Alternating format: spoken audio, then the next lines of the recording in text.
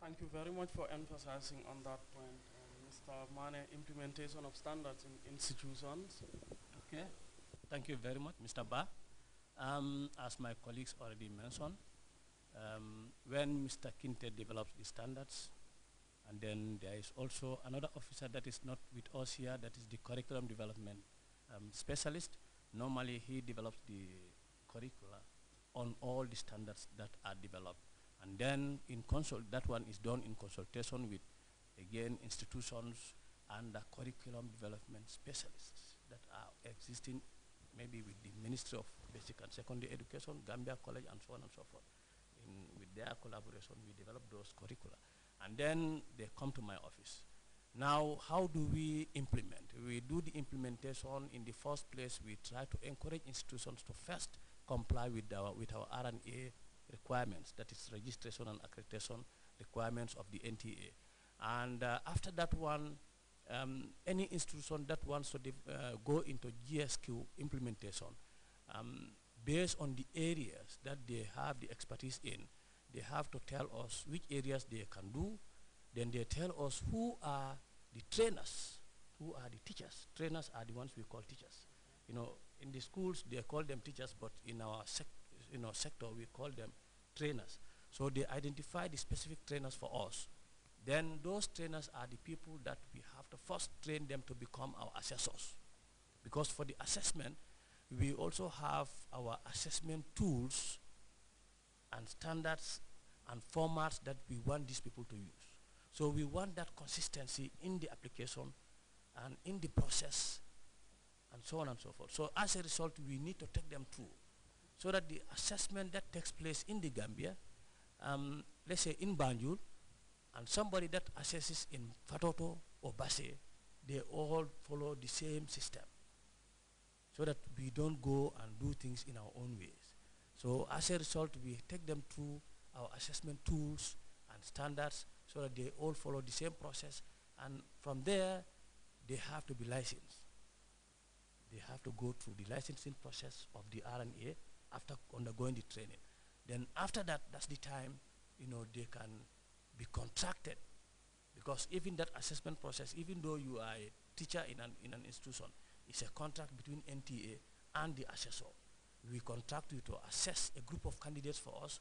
Once you assess them, then you give us the results, and then they also are taken through the verification process. Now, the verifiers in some places, they will call them the moderators. So they will be moderated or verified, normally at an industrial level.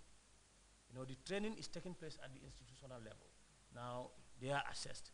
The verification process, mostly we send them to the industry.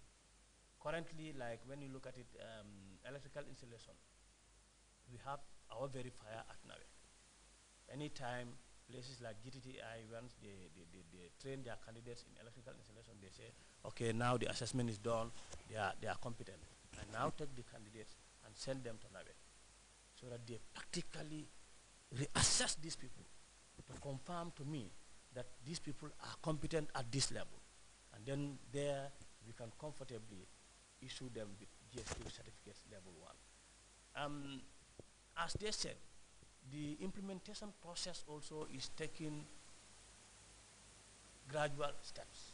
We started with certain institutions like GTTI, Inside Training Center, Sheikh Mahfouz Institute of Technology, Chairman Electrical Training Center. We are also envisaging to include institutions like GTMI, Gambia Hotel School, and so on and so forth. And we are also going into the provinces. The implementation is not only limited to the formal training sector. Gambia Skills Qualification Framework has given us the opportunity to take care of those people in our society who have got the skills. Some of your people here may even be among them, who have got skills in, let's say, motor mechanics, electrical installation, building construction, but they don't have any formal qualification. They don't have any paper. So we have what we call practical qualification for them. They can do Gambia Skills Qualification from level 1 to level 2 to level 3. And once they do that, we can issue them certificates of level 1, we can issue them certificates of level 2 and also level 3. Those who have already acquired the skills, they go through what we call recognition of prior learning, RPL. They don't have to be trained because they are already trained, they are qualified mechanics. So what we do is they simply have to be assessed and be verified, and once they are found competent, they are issued with the certificates. Those who are not, then they have to go through the training. And thank God, GAMP Jobs was supporting that process. And it was from Greater Banjul area up to Farafenye. We have got some people that are going through this apprenticeship program with the support of GAMP Jobs.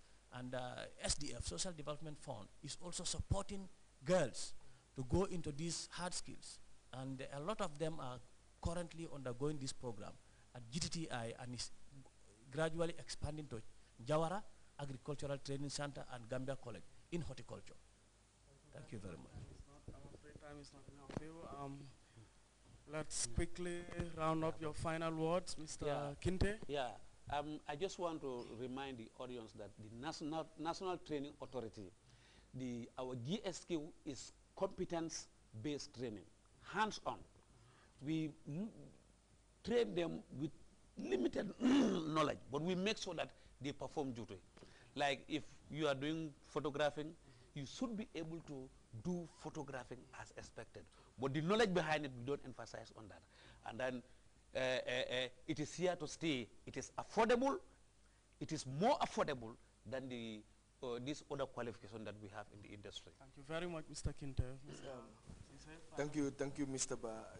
All I want to do is to appeal to Gambians to also participate in the TVET sector, because the NTA Act, the NTA come into being to ensure that we bring about training to the doorsteps of the Gambians, to bring down cost of training, because here we develop our own standards, Gambian own qualification, rather than people taking exams, external exams, paying in pound sterling, thereby depriving the government, depriving the state from the needed foreign exchange that we need.